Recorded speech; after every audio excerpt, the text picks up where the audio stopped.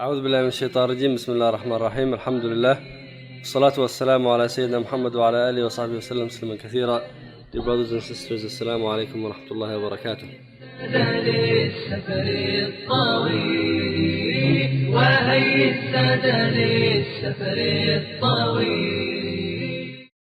If you are old enough to remember the news 15 years ago or 20 years ago, you would rarely hear anything about Islam and Muslims on the news. Now, from the beginning to the end, one way or another is dealing with Muslims. Good or bad. But you are now the center of events. Therefore, whatever will happen will affect you.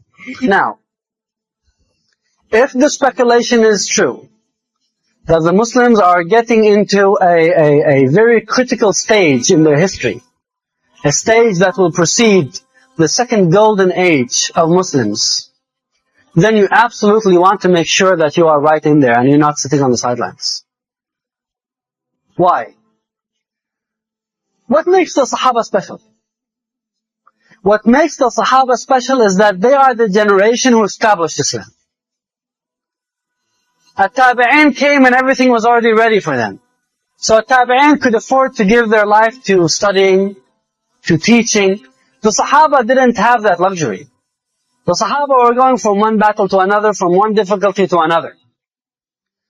What makes the Sahaba special is that they were a minority that were going against the stream. While At-Tabi'in were going with the stream.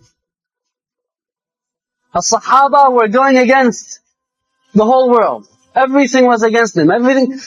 Times came when one of them would have fear to go out of their house, like what happened during the siege of Al-Khandaq. What made the Sahaba special is that they were the ones who constructed Islam. They built it.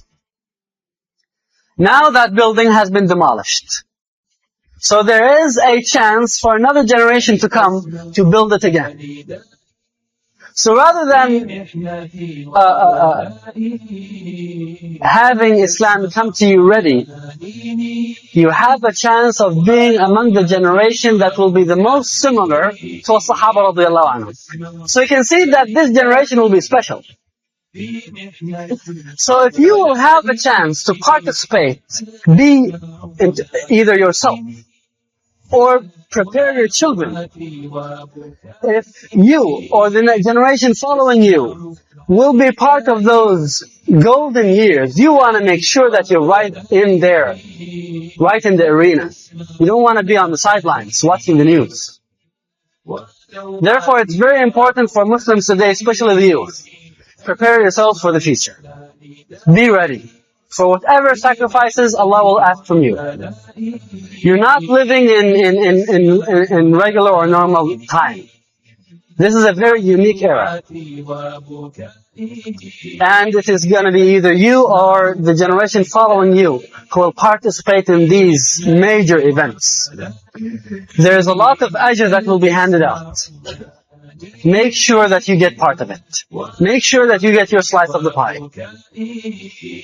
What a waste if these events happen and you're not participating. Now again, this is all speculation, but even if there's a 1% possibility that this would happen, you don't want to risk it. And what do you need for those days? What you would need are two elements. Number one, thabat, and number two, taqiyah. Number one, steadfastness. You have to be firm like a mountain. Nothing changes you. Your iman has to be strong with deep roots. That's number one. Because the fitan are so great, just like the reward is so great, also the risk is so great. Like in business. Very profitable business is usually very risky business. So there's a probability of making a lot of money, but there's also a chance of losing a lot of money. So you can make a lot of ajr, but also if you make a mistake, these mistakes could be fatal. The second element that you need is tadhiyah, the willingness to sacrifice. You have to be prepared to sacrifice whatever is needed. It could be your life, your time, your money, your family. It could even be the Islamic group or brothers that you are with. It could be the scholars that you love. Anything is possible. You don't know what will happen. Because those are times when there could be a person who's a believer in the morning, kafir at night. Goes to bed as a Muslim, wakes up in the morning as a mushrik. So take nothing for granted. You have to have the willingness to sacrifice whatever Allah wants from you. Think of yourself as a worker for the sake of Allah. You're going to do the work and leave the results on Allah. And whatever your Lord wants from you, you're willing to give it.